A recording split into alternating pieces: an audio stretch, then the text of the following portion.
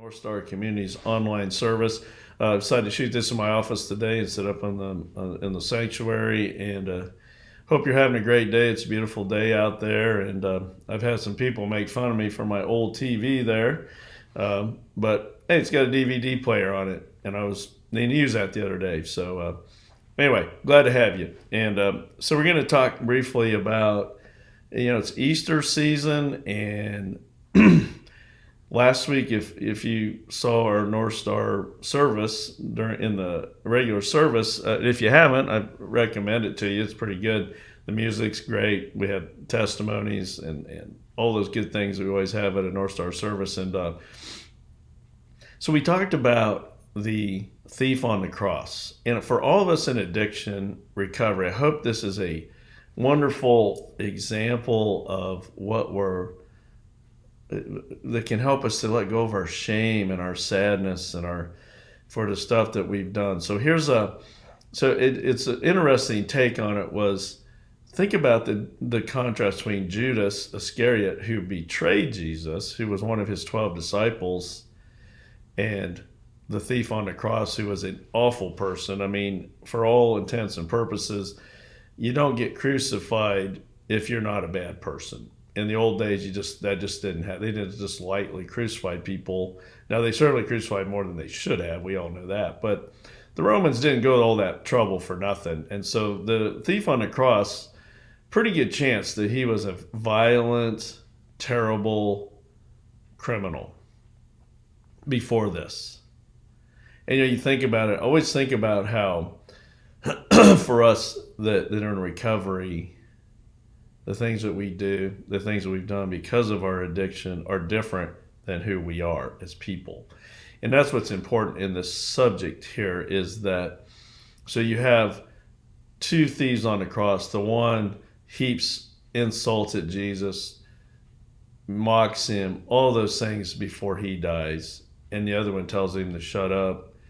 And he says, Jesus, remember me when you go to heaven. And Jesus says, I will. What a powerful moment. We have a criminal who did not know who Jesus was, who had not in any way understood that he was the Messiah or the Savior. And he quickly recognized it at Jesus' demeanor on the cross and understood who he was. Or we have Judas Iscariot, who was a disciple, who was there with Jesus as he performed miracles, as he preached, as he did the great things that he did. And how could Judas betray him like that? How could that happen?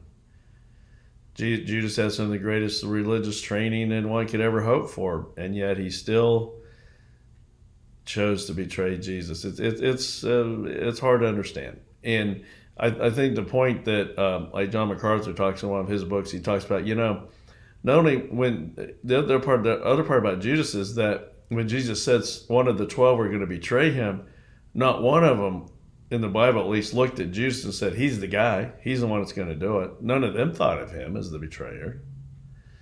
So I guess Judas was carrying a lot with him, a lot of dishonesty and coldness and brokenness. But I think the bigger part of the story is that a thief who had been living addictively, who would probably go down the path, and maybe that was what was driving his violent behaviors, to steal from people, rob from people, and was to keep his addictions going, keep them alive. Maybe he had huge abandonment issues. He found a gang that accepted him. Whatever his background story is, but we know it was rough. We know it was violent. We know it was terrible. All he said was, Jesus, remember me. I have put my faith in you. That's all he had to do. He didn't have to go to some confirmation class. He didn't have to go do 20 good works before he could go to heaven. So I hope the point of this talk is to get us to understand our shame is our shame. God does not shame us. He understands our heart. When you look at all of the stories about Jesus, he hung with people like us in addiction. He saw through the bad behaviors and saw the brokenness, the anger, the hurt, the sadness, the confusion, all those things that aren't really us, but that what we display. So for all of us, I hope as we continue to go through recovery, one of the things I hope that we will get out of this is that we'll have time to be there for others who are struggling, that we'll be able to make things better by helping others with their own journey of recovery, just as we needed that when we first started. And we can do that when we really understand the love of Christ. So I always tell people one of the things that I think a good way to understand Jesus better, particularly those that didn't grow up in the church, is to read his parables. Because his parables were always based upon something that happened prior to that. So the the famous prodigal son parable, which I think is the greatest of all, he tells that story to the church people because they're judging him because he's talking to the addicted people, to the broken people. They're judging him for that. He's trying to get them to see how God's love is never ending, how it's always there. So for the Judas and the thief on the cross, perhaps the best parable is the workers. And I'm going to read this parable to you. And excuse me. And we have to remember that right before this, well, let me read the parable first. So God's kingdom, so this is Jesus talking. God's kingdom is like an estate manager who went out early in the morning to hire workers for his vineyard. They agreed on a wage of $1 a day and went to work. And let me jump in. So in the original version, it's denarius. That was good pay for back then. The Roman soldiers made a denarius a day. So if you were a laborer who stood on the street waiting for someone to hire you, that's pretty high salary. They were happy with that pay. Later, about 9 o'clock, the manager saw some other men hanging around the town square unemployed. He told them to go to work in his vineyard and he would pay them a fair wage. They went. At this point, he didn't tell them what the wage is, but he must have had some good reputation for them to trust him. He did the same thing at noon and again at 3 o'clock. At 5 o'clock, he went back and found still others standing around. He said, "Why are you standing around all day doing nothing?" They said, "Because no one hired us." So these people probably were broken, probably physically broken, old, whatever the word. They just weren't able to be hired by others. So the vineyard worker may have taken some sympathy on them. He told them to go to work in his vineyard. When the day's work was over, the owner of the vineyard instructed his foreman, "Call the workers in and pay them their wages. Start with the last hired and go on to the first." Those hired at 5 o'clock came up and were each given $1. When those who were hired first saw that, they assumed they would get far more, but they got the same. Each of them $1. Taking the $1, they groused angrily to the manager. "These last workers put in only 1 easy hour, and you just made them equal to us who slaved all day under a scorching sun." He replied to the one speaking for the rest, "Friend, I haven't been unfair. We agreed on the wage of $1, didn't we? So take it and go. I decided I give to the one who came last the same as you. Can't I do what I want with my own money? Are you going to get stingy because I am generous?" Here it is again, the great reversal. Many of the first ending up last, and the last first. What a powerful story when you think about it. That's why I always tell people, understand Jesus. Don't look at us Christians, but look at what he wrote and talked about. And the parables are a great place to start because he really uses parables to tell uncomfortable principles that call us on what we're doing. So the thief was last, and he was first. Judas was first, and he was last. Hard to understand, hard to reconcile. The point is, all you got to do is put your faith in God. The rest will take care of itself. Hopefully, again, as we recover, as we build that rich, full, meaningful life built around connection and love and faith and meaning, that we'll be there for others, those kind of things. But if you don't, you don't. I mean, I think about when I talked about John last week, who was heroin addicted, all this stuff, robbed banks, did all these things, had 9 outstanding warrants for him in different states. And when he became a Christian, when he got it, he went to recovery, he quit using, but he had done so much damage to his body. He had AIDS from bad blood transfusions. He had liver, of course, his livers were gone, and all this stuff that goes with wild, reckless substance addiction. He was baptized about 3 hours before he died. He was last, and he finished first. For many of us, me including, I grew up in the church. Do I show that? Do I have the love of Jesus as I live my life? Do I demonstrate that to others, or do I get judgmental and all those things? And it's so easy to do. But if we just believe in God and we believe in Jesus Christ and his representation of God's love by him coming here and living his life and doing everything he could, and really so much of what Jesus did was he destroyed the old world of attachment and addiction and replaced it with love, and we've struggled with it ever since. But I do believe that Jesus loves us. I believe that Jesus came here and lived his life, tried to get through to us, and then we put him to death because he was challenging our very addictions we hang on to. But he came back, and he's here today amongst us, spiritually living amongst us. And that's where I think we get in so much trouble. Jesus is here spiritually to nurture us, to teach us, to guide us, to give us faith, to give us reason to live the right ways.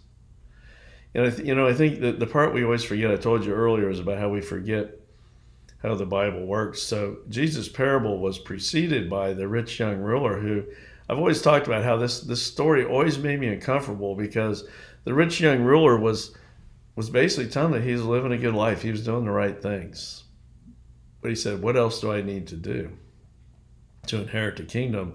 And Jesus said, don't steal, don't lie, don't do those things. And he says, I'm not doing any of that. I said, all right, well then take all your possessions, because he was rich, sell them all, give them to the poor, and follow me. I don't know about you. Even the disciples were a bit, it says astonished is the word. I would call it jolted, thinking, here's a guy, young guy, everything us church people like, young guy, doing the right things, has money, he's going to be able to help fund his church. He's going to be here for a long time to really help us.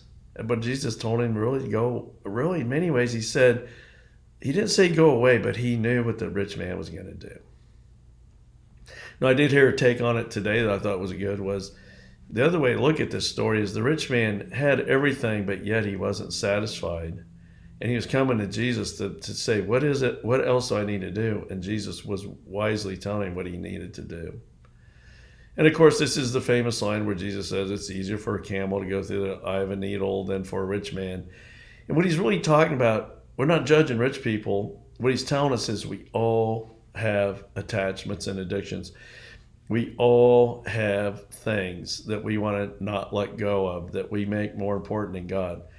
And that's what's hard. We all are idolatrous in some ways.